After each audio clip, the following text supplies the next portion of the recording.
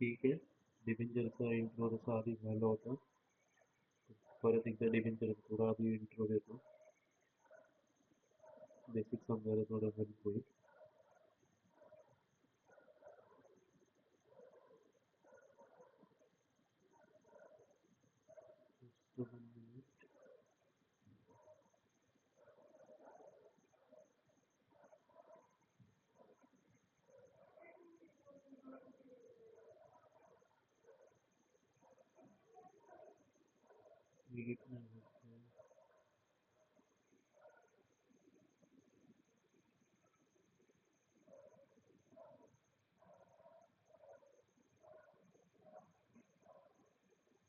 So first of all बघून घेऊया debenture काय असतं.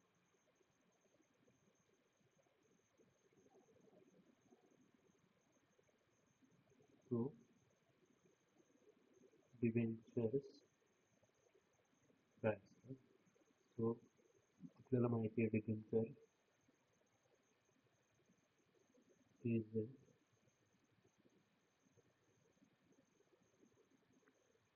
Loan capital. डिबेंचर एक लोन कॅपिटल आहे. लोन कॅपिटल म्हणजे कंपनी उधारीवर पैसे घेते डिबेंचर होल्डरकडनं. आता याचं एक सिंपल एक्झाम्पल द्यायचं राहिलं तर सपोज ही एक ABC कंपनी, एवढं बेसिक तर नाही जायला पाहिजे, तर ठीक आहे. सपोज ही एक ABC कंपनी आहे, तिला 1 लाख रुपीज पाहिजे होते. आता 1 लाख रुपीज जर कंपनीला जनरेट करायचे तर कंपनीकडे दोन ऑप्शन्स आहेत. एक तर शेअर्स सेल करायचे किंवा लोन घ्यायचं. आता लोनमध्येच भरपूर सारे प्रकार येतात, जसं की बँक लोन कंपनी घेऊ शकते, कंपनी बॉन्ड्स घेऊ शकते म्हणजे बॉन्ड्स इश्यू करू शकते किंवा डिबेंचर्स इश्यू करू शकते. असे वेगळे वेगळे मेथड्स आहेत. शेअर कंपनी जेव्हा इश्यू करते त्यावेळी कंपनीची ओनरशिप कंपनीला द्यावी लागते जेव्हा कंपनी शेअर सेल करते. म्हणजे फॉर एक्झाम्पल हा एक पिझ्झा आहे. जर मी या पिझ्झाचे छोटे छोटे स्लायसेस केले, एकदम छोटे छोटे, तर हा जो हर एक स्लाइस आहे ना, प्रत्येक जो स्लाइस आहे ना यातला, तो आहे शेअर. ज्यावेळी कंपनी शेअर विकते ना त्यावेळी कंपनी स्वतःच्या ओनरशिपचा एक पार्ट देते. फॉर एक्झाम्पल ही एक ABC कंपनी आहे. त्या ABC कंपनीचे आपण छोटे छोटे पीसेस केले आणि प्रत्येक पीस मी सेल करतो. हा एक पीस सेल केला, हा केला, हा केला. तो जो पर्सन हा वाला पीस विकत घेईल त्यावाला पीसचा ओनर तो पर्सन होऊन जाईल. जसं आपण एखाद्या पिझ्झा शॉपमध्ये गेलो, तिथून आपण पिझ्झा परचेस केला, तो पिझ्झा आपला होऊन जातो. सिमिलरली ज्यावेळी कंपनीचे शेअर्स एखादा पर्सन परचेस करतो त्यावेळी तो शेअर त्या पर्सनचा होऊन जातो. शेअरची एक डेफिनेशन आहे, त्या डेफिनेशनमध्ये क्लिअर कट असं बोललेलं आहे, share is a share capital in the company. So ज्यावेळी तुम्ही छोटे होतात म्हणजे 11वी 12वी त्यावेळी ही डेफिनेशन एकदम फेमस असायची. कुणी विचारलं शेअर काय असतं तर तोंडात फक्त एकच डेफिनेशन असायची ना, share is equal two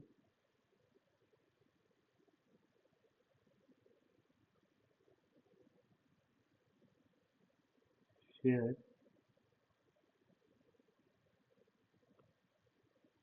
is a share in the share capital of company. In the share capital of company.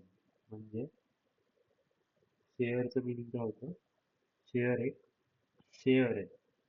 For example जसं मी आता घेतलं होतं पिझ्झाचं, तो हा जो पिझ्झा आहे हा आहे कंपनी आणि शेअर काय, तो शेअर म्हणजे या कंपनीचा एक छोटासा शेअर, एक छोटासा पार्ट म्हणजे शेअर. ज्यावेळी पर्सन शेअर विकत घेतो त्यावेळी तो कंपनीचा ओनर बनतो. तो शेअर थोडाफार समजला असेल शेअर काय असतं. सो कधी कधी काय होतं, कंपनीला शेअर इश्यू नसतेच करायचे. म्हणजे ज्यावेळी कंपनीला पैसे पाहिजे असतात त्यावेळी कंपनीला शेअर इश्यू करून पैसे नसतात घ्यायचे. बिकॉज कंपनी ज्यावेळी शेअर इश्यू करते त्यावेळी कंपनीची ओनरशिप कंपनीला द्यावी लागते. म्हणजे सपोज हा जो पिझ्झा काढलाय तो 100% आहे. ही एक कंपनी आहे, मध्ये मध्ये मी तिला पिझ्झा बोलतोय. सो ही समजा 100% आहे. अजूनपर्यंत हिने पब्लिकला शेअर सेल नाही केले. म्हणजे कंपनीचा जो कोण ओरिजिनल ओनर असेल, समजा हा एक शॅम्पू आहे, हा शॅम्पू कंपनीचा ओनर आहे, तर कंपनीचे 100% शेअर ह्याच्याकडे आहेत. समजा कंपनीचे पूर्ण शेअर त्याच्याकडे. आता ह्यांनी काय केलं, कंपनीला पैसे पाहिजे होते ना, तर शेअर्स जे ते सेल करायला स्टार्ट केले कंपनीने. सो ह्यातले 50% शेअर 50% शेअर एक चंपी होती तिने विकत घेतली. चंपूची बहीण चंपी होती, तिने विकत घेतले 50% शेअर. आता हा जो चंपू आहे ह्याची ओनरशिप 100% नाही राहिली, 50% राहिली कंपनीमध्ये. त्यामुळं कंपनी काय करते, ज्यावेळी कंपनीला ओनरशिप नसते द्यायची कंपनीची, त्यावेळी कंपनी चूज करते लोन घ्यायला. भले तिथे थोडं इंटरेस्ट वगैरे पे करावं लागतं, तर कंपनी अशा सिच्युएशनमध्ये लोन घेणं प्रेफर करते ज्यावेळी तिला तिच्या शेअरचा पार्ट नसतो द्यायचा. सो डिबेंचरची एक डेफिनेशन बघून घेऊया, एवढं जर बघतोय शेअर्सला डीपमध्ये. तर डिबेंचर काय असतं, वरती तर लिहिलंय, परत एकदा लिहितो. डिबेंचर डिबेंचर्स किंवा debenture is a loan capital loan capital loan कॅपिटललाच आपण बॉरोड कॅपिटल पण म्हणतो. लोन कॅपिटल और borrowed capital borrowed capital taken by company taken by company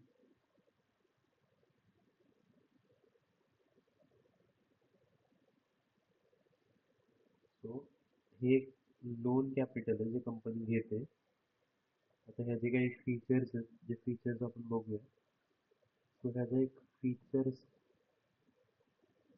मध्ये जो सगळ्यात इम्पॉर्टंट फीचर जो मी म्हणेल तो असा आहे, फिक्स्ड इंटरेस्ट. Fixed interest. कंपनीला प्रॉफिट हो, कंपनीला लॉस हो, डिव्हेंचर होल्डरला काही घेणं देणं नसतं. कंपनीला लॉस जरी झाला तरी त्यांचा जो इंटरेस्ट आहे फिक्स्ड इंटरेस्ट, तो त्यांना पे करावा लागतो. फॉर एक्झाम्पल, कंपनी 1 लाख रुपयाचे डिबेंचर इश्यू करते ॲट द रेट ऑफ 10%. आता हा 10%चा रेट ज्यावेळी कंपनी इश्यू करेल डिबेंचर त्यावेळी ठरवला जातो. सो 10%वर कंपनीने इश्यू केले 1 लाख रुपयाचे डिबेंचर, म्हणजे त्याचा इंटरेस्ट किती झाला, ॲट द रेट ऑफ 10%, म्हणजे त्याचा इंटरेस्ट रेट झाला 10%. 1 लाखचं 10% होतं ₹10,000. आता कंपनीला लॉस हो प्रॉफिट हो, कंपनीला 10,000 पे करणंच आहे. ज्यावेळी आपण असं बघतो ना 10% डिबेंचर, असं बऱ्याच वेळेला आपण बॅलन्स शीटमध्ये बघतो 10% डिबेंचर. तर हे जे 10% आहे ना, हे जे 10%, हे 10% रेट ऑफ डिबेंचर शो करतं, रेट ऑफ इंटरेस्ट शो करायचं काम करतं. काही फीचर्समध्ये आपण पहिला फीचर बघितला fixed interest. Second, asset as a charge. Asset as a charge म्हणजे त्या लोकांना ॲसेट दिली जाते ॲज अ सिक्युरिटी म्हणून. उद्या जर कंपनी यांचे पैसे रिपे नाही करू शकली तर हे लोक, त्याच्यावेळी आतंकवादी लोक, कंपनीचे ॲसेट बाजारात घेऊन जाऊन विकून टाकतात आणि स्वतःचे पैसे रिकवर करतात. त्यानंतर येतं बॉरोवर्स ऑफ कंपनी. कंपनीचे ओनर्स नाही आहेत, कंपनीचे बॉरोवर्स आहेत. बॉरोवर्स ऑफ कंपनी म्हणजे असे लोक आहेत ज्यांनी कंपनीला पैसे दिले. अजून पण भरपूर सारे फीचर्स आहेत. मला जेवढे आठवले तेवढे मेन मी सांगितले. अजून काही बुकमध्ये असतील, बुक रीडिंग करताना क्लिअर करून घ्या बाकी सगळे. ओके. सो यानंतरचा एक major part, types of debenture.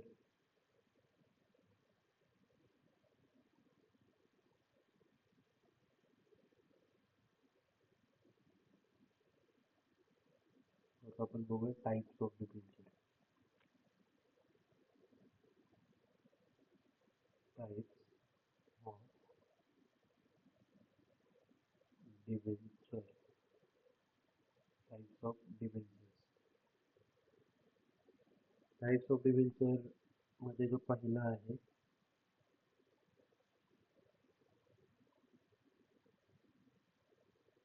तो आहे सिक्युअर्ड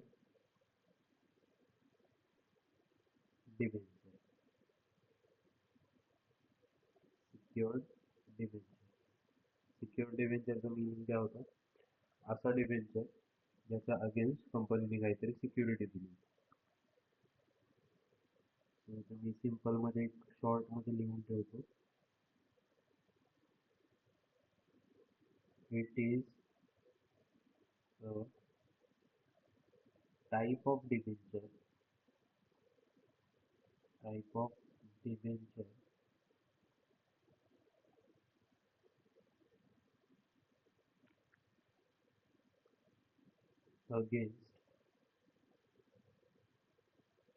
against which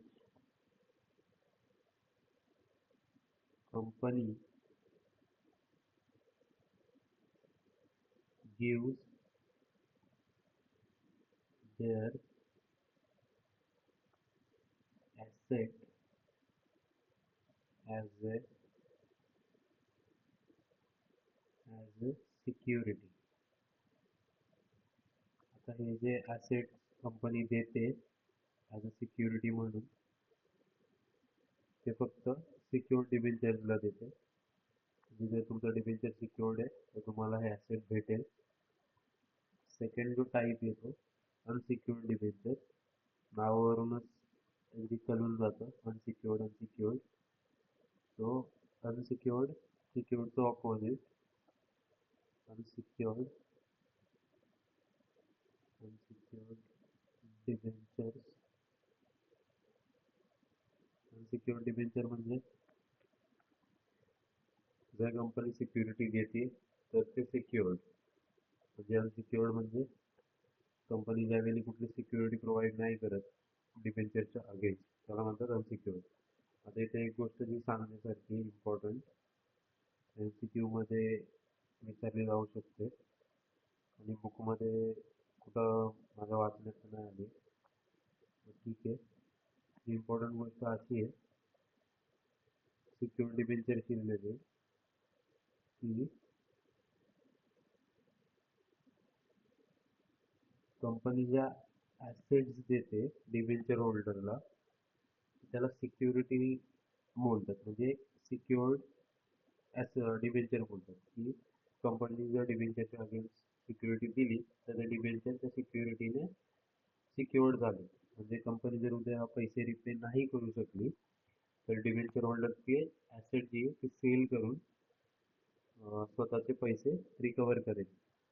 आता एक गोष्ट इथे जी बघण्यासारखी आहे, जे कंपनीने ॲसेट दिलंय त्या ॲसेट देण्याच्या प्रोसेसला चार्ज म्हणतात. चार्ज.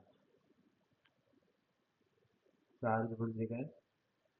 चार्ज म्हणजे कंपनी पॉवर देते डिबेंचर होल्डरला, कंपनी चार्ज देते डिबेंचर होल्डरला स्वतःच्या ॲसेटचा. चार्ज. CHARGE. चार्ज. चार्जचं मिनिंग काय होतं? कंपनी gives their asset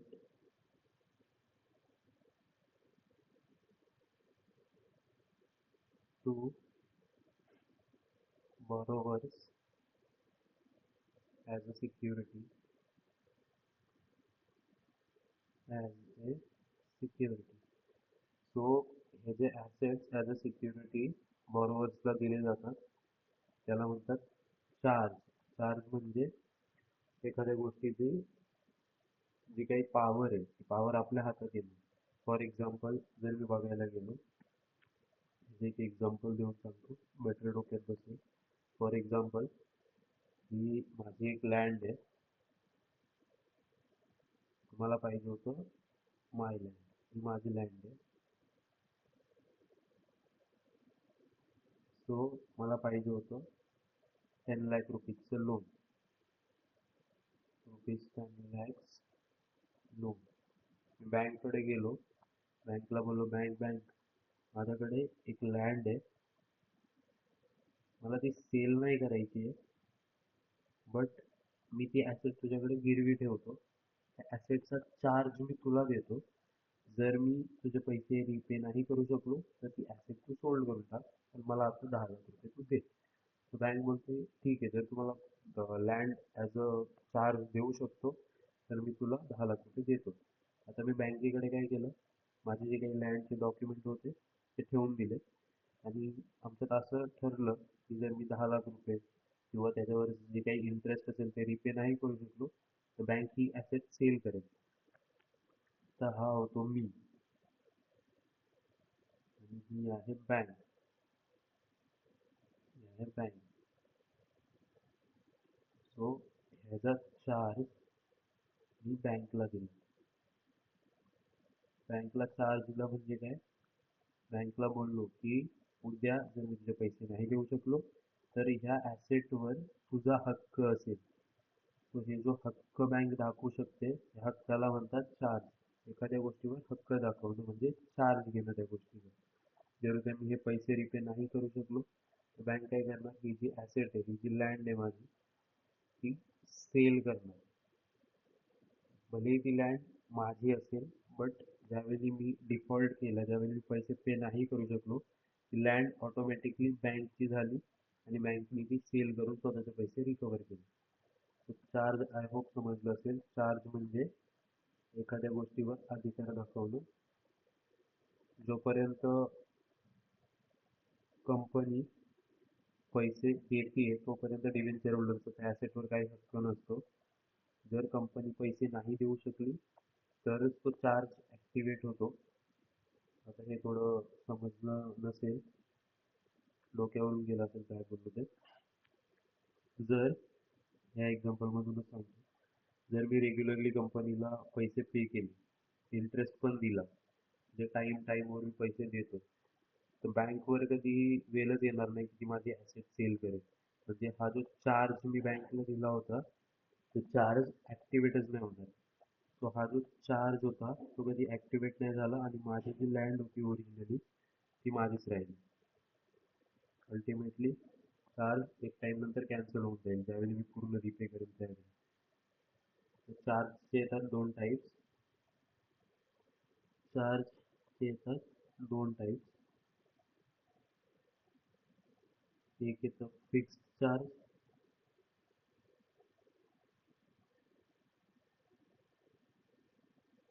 आणि एक येतं floating charge. Fixed charge and floating charge. I hope हे दोन्ही पण माहिती असेल. आधी पण हे एकदा मी एक्सप्लेन केलं होतं सगळं, बट आमच्याकडची मंडळी किती अभ्यास करतात ते आम्हाला बरोबर माहिती आहे सगळं. तो फिक्स्ड चार्ज काय असतं, समजा ही एक कंपनी, एक एक्झाम्पलने बेटर समजेल, डोकं पाऊट नको करू. ही ए कंपनी आहे, त्या कंपनीकडे 4 ॲसेट होते. ही रेडवाली एक होती, येल्लोवाली ॲसेट एक होती, ग्रीनवाली ॲसेट एक ब्लॅकवाली, असे 4 ॲसेट होते. तो जे डिबेंचर होल्डर होते ना, समजा हे डिबेंचर होल्डर आहेत सगळे छोटे छोटे छोटे छोटे, हे सगळे कोण आहे, डेप्ट होल्डर आहे. आता कंपनीला पाहिजे होते डिबेंचर, आणि हे लोक जे आहेत ते डिबेंचर परचेस करायला तयार होते. पण ह्यांना पाहिजे होती काहीतरी सिक्युरिटी, काहीतरी ॲसेट पाहिजे होती. कुठल्या तरी ॲसेटच्या अगेन्स्ट चार्ज हवा होता. म्हणजे कुठल्या तरी ॲसेटवर ते हक्क दाखवू शकतील असं कुठलं तरी ॲसेट पाहिजे होतं. तर कंपनी काय बोलली, एक काम करा, जर मी तुमचे पैसे सेल नाही केलो तर तुम्ही येल्लो ॲसेट जे आहे ना, ती येल्लो कलरची ॲसेट तुम्ही बिनधास्त सेल करा. त्याला म्हणतात फिक्स चार्ज. कंपनीने आधीच सांगून ठेवलं की जर मी उद्या तुमचे पैसे पे नाही करू शकलो तर तुम्ही येल्लोवाली ॲसेट सेल करा. फिक्स्ड सांगितलं की येल्लोवाली ॲसेट सेल करा. तो डिबेंचर होल्डर येल्लोवाली ॲसेट सेल करतील इफ कंपनीने पैसे रिपे नाही केले. बट डिबेंचर होल्डर ना ग्रीन वालीला हात लावू शकतात, ना ब्लॅक वालीला, ना रेड वालीला, बिकॉज त्यांना फक्त चार्ज येल्लोवाल्या ॲसेटचा दिला होता. त्याला म्हणतात फिक्स चार्ज. म्हणजे ज्यावेळी कोणती ॲसेट चार्ज आहे, म्हणजे ज्यावेळी कोणती ॲसेट ॲज अ सिक्युरिटी दिली आहे आधीपासून माहिती आहे, त्याला म्हणतात फिक्स्ड चार्ज. फ्लोटिंग चार्ज काय, याच एक्झाम्पलमधून आता फ्लोटिंग चार्ज समजून सेम एक कंपनी आहे ए नावाची, ए नावाच्या कंपनीकडे 4 ॲसेट आहेत. रेड, येल्लो, ग्रीन आणि ब्लॅक. सिमिलरली ह्या कंपनीला पण काय पाहिजे होतं, डिबेंचर पाहिजे होतं. डिबेंचर होल्डरकडनं लोन पाहिजे होतं. मग डिबेंचर होल्डर बोलतात चार्ज पाहिजे, जर उद्या पळून गेला पैसे येऊन तर आम्ही काय करू. सो हे जे डिबेंचर होल्डर आहे त्यांना पाहिजे होतं चार्ज. कंपनी बोलली ठीक आहे, तुम्हाला चार्ज तर मी देईल, त्याचा काही विषय नाही आहे. माझ्याकडे आहेत टोटल 4 ॲसेट. या जे 4 ॲसेट आहेत ना, त्या 4 ॲसेट पैकी कोणती तरी एक ॲसेट मी तुम्हाला फ्युचरमध्ये ॲज अ चार्ज देईल जर मी तुमचे पैसे रिपे नाही केले. कंपनी काय बोलली, जर मी तुमचे पैसे उद्या रिपे नाही करू शकलो तर या 4 पैकी कोणती तरी एक ॲसेट, कोणती जी योग्य वाटेल ती, जर रेड वाटली तर रेड, येल्लो वाटली तर येल्लो, ग्रीन वाटली तर ग्रीन, ब्लॅक वाटली तर ब्लॅक, जी ॲसेट योग्य वाटेल, ज्या ॲसेटने सगळ्यांचे पैसे रिपे करता येईल, अशी एक ॲसेट कोणतीही डिबेंचर होल्डरला ॲज अ चार्ज दिली जाईल. कधी, जर कंपनी पैसे रिपे नाही करू शकली. इथे कंपनीने चार्ज फिक्स नव्हता ठेवला, इथे फ्लोटिंग चार्ज होता. फ्लोटिंगचं मीन काय होतं, fluctuating. Means may be red asset भेटू शकते डिबेंचर होल्डरला as a charge, may be yellow भेटू शकते, मे बी ग्रीन, और मे बी ब्लॅक. आधीच्या केसमध्ये फिक्स्ड होतं. डिफॉल्ट केला कंपनीने रिपे करायला, ते येल्लो ॲसेटच भेटणार होती डिबेंचर होल्डरला सेल करायला. बट फ्लोटिंग चार्जमध्ये असं नाही होत. फ्लोटिंग चार्जमध्ये कुठलीही एक ॲसेट भेटू शकते. ओके, सो हे होतं डिबेंचर, डिबेंचरचे टाईप आणि थोडंफार चार्ज. 2 टाईप झाले. पुढचं अजून बघायचे. पुढचा जो थर्ड वन टाईप येतो, आता हे अनसिक्युअर्डचं मी काही नोट्स वगैरे लिहून नाही दिलंय. सिक्युअर्ड म्हणजे ज्याच्या अगेन्स्ट सिक्युरिटी भेटते, अनसिक्युअर्ड म्हणजे ज्याच्या अगेन्स्ट काही सिक्युरिटी नाही देत. म्हणजे कंपनीने उद्या डिफॉल्ट केला, इंटरेस्ट पे नाही केलं तर जे डिबेंचर होल्डर आहे अनसिक्युअर्ड वाले, त्यांना ठेंगा भेटेल, काही भेटणार नाही.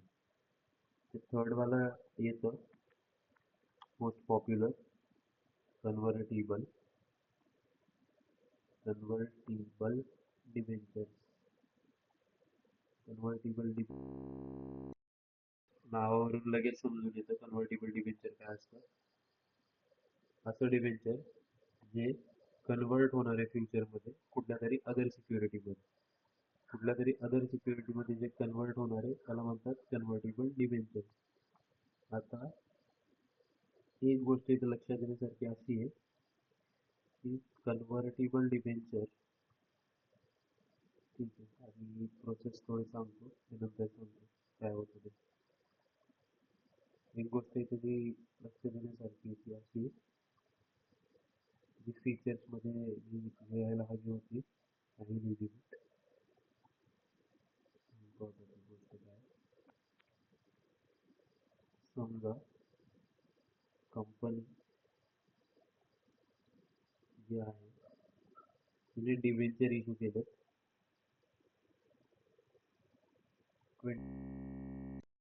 20 साठी केले डिबेंचर इश्यू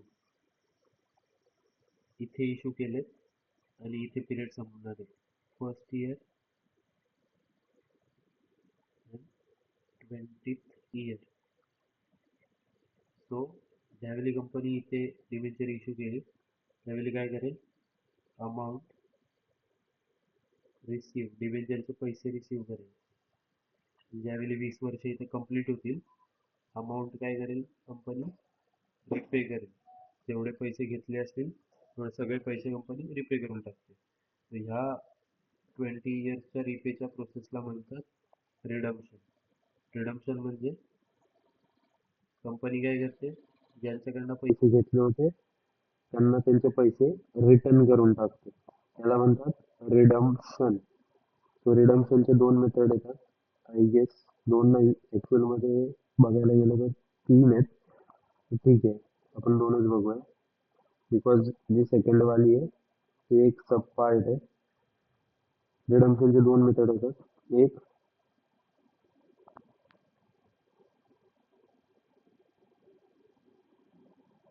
रिडम्पशन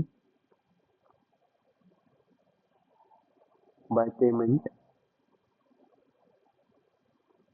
म्हणजे पैसे पे करायचे ही वाली प्रोसेस पैसे पे करायचे आणि डिबेंचर कॅन्सल करायचे आमचं आता काही लोन वगैरे नाही राहिले डिबेंचरचे पैसे आम्ही रिपे केले. सेकंड प्रोसेस येते कन्वर्जन. कन्वर्जनचं मिनिंग काय होतं आता जे डिबेंचर आहे समजा एक डिबेंचर आहे डिबेंचरचं डॉक्युमेंट आहे हे डिबेंचर आहे हे डिबेंचर कंपनी काय बोलते ठीक आहे आता तुमचे 20 वर्ष झालेत ना आम्हाला तुम्हाला पैसे द्यायचे नाही काम करा आम्ही तुम्हाला पैसे नाही देत त्याच्या बदल्यात आमच्या कंपनीचे 10 शेअर देत एक डिबेंचरच्या बदल्यात म्हणजे डिबेंचर कॅन्सल केलं आणि डिबेंचरला कन्वर्ट केलं शेअर्स मध्ये त्याला म्हणतात कन्वर्जन. सो डिबेंचर रिडीम करायचे दोन प्रकार येतात रिडम्पशन बाय पेमेंट आणि रिडम्पशन बाय कन्वर्जन. सो आपण आता सेकंड वाला बघतोय कन्व्हर्टिबल डिबेंचर. कन्व्हर्टिबल डिबेंचर म्हणजे काय at the time of redemption debentures converted in other security. Debentures converted in other security. आता हे अदर सिक्युरिटी काय काय आहे अदर सिक्युरिटी मध्ये येतात तीन प्रकार कन्वर्जन. आपल्याला असं वाटत असेल डिबेंचरचं कन्वर्जन फक्त शेअर्स मध्ये होतं तर ते टोटली रॉंग आहे. शेअर्स मध्ये तर होतं डिबेंचर तीन गोष्टीमध्ये कन्वर्ट होऊ शकतात एक येतं एस म्हणजे इक्विटी शेअर सेकंड येतं पेस त्याला म्हणतात प्रेफरन्स शेअर थर्ड येतं न्यू डिबेंचर.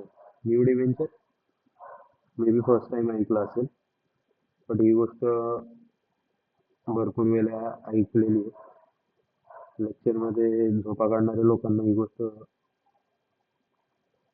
मे बी नवीन वाटू शकते. तर न्यू डिबेंचर काय असतं इथे पिरियड स्टार्ट झालाय म्हणजे इथे डिबेंचर काय केलं इश्यू केलं आणि इथे डिबेंचरचा पिरियड एंड होणार आहे फर्स्ट इयर 20 इयर फिक्स नसतं 20 इयर फ्लक्च्युएटिंग डिपेंड करतं कंपनीवर. कंपनी 1 वर्ष 2 वर्ष 3 वर्ष 4 वर्ष जेवढे वर्ष पाहिजे तेवढ्या वर्षासाठी इश्यू करू शकते फक्त त्या आधीपासून ठरलेलं असतं म्हणजे 20 वर्ष तर 20 वर्ष. तर इथे इश्यू केलं इथे इथे झालं रिडीम 20 वर्षानंतर. तर या रिडीमच्या केसमध्ये आपण कन्वर्ट करतो. तर जेव्हा नवीन डिबेंचर इश्यू करेल ना कंपनी त्यावेळी कंपनी ह्या डेट पासून त्याचा पिरियड काउंट करेल म्हणजे कंपनी काय बोलेल ऐक ना तसं पण मी तुला इथे डिबेंचर दिलं होतं आणि इथं तुझ्याकडनं परत घेणार आहे आणि मी नंतर परत नवीन डिबेंचर इश्यू करणार आहे.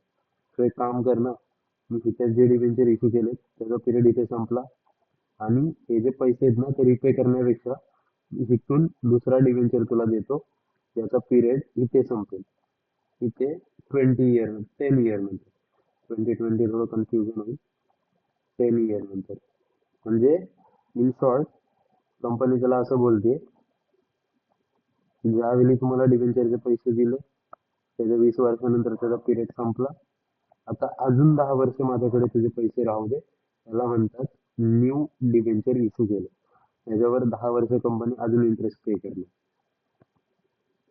मे बी इथे एक डिबेंचरच्या बदल्यात कंपनी 2 डिबेंचर देऊ शकते च्या बदल्यात मे बी 3 देऊ शकते 4 देऊ शकते depends on policy of company किंवा कंपनीची फायनान्शियल पोझिशन कशी आहे त्यावर डिपेंड करतं बट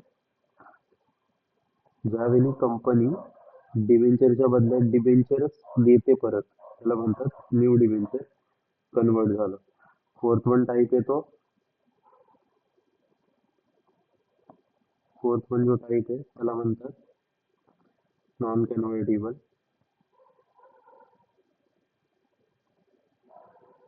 आता हे जे आहे ते मी वरून वरून सांगणार आहे बिकॉज सगळं 12वीचं आहे नॉन कन्व्हर्टेबल डिबेंचर म्हणजे कन्व्हर्टेबल डिबेंचर म्हणजे जे दुसऱ्या सिक्युरिटीमध्ये कन्वर्ट होतं आणि नॉन कन्व्हर्टेबल म्हणजे हा वाला पार्ट रिडम्पशन बाय पेमेंट म्हणजे ज्यावेळी त्याचा पिरियड संपेल 20 वर्ष पूर्ण होतील 10 वर्ष पूर्ण होतील त्यावेळी त्याचे जे काही पैसे असतील त्याला रिटर्न दिले जातील त्याच्या बदल्यात त्याला कुठलाही इक्विटी शेअर प्रेफरन्स शेअर किंवा नवीन डिबेंचर्स नाही दिले जात त्याला सिम्पली त्याच्याकडनं जेवढे पैसे घेतलेले तेवढे रिटर्न केले जातील त्याला म्हणतात नॉन कन्व्हर्टेबल डिबेंचर अजून जे टाईप येतं ते 5 number redeemable debenture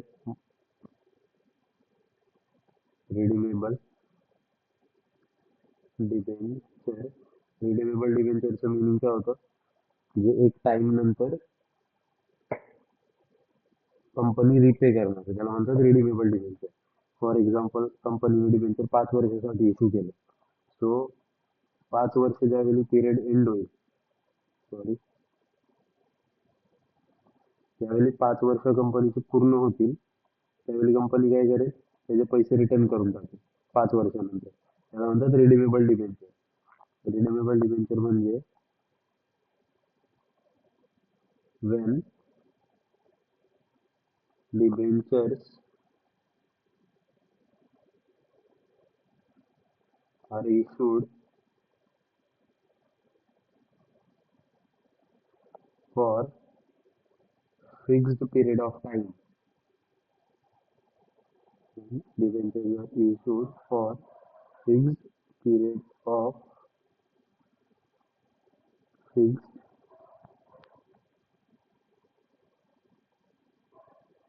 fixed period of time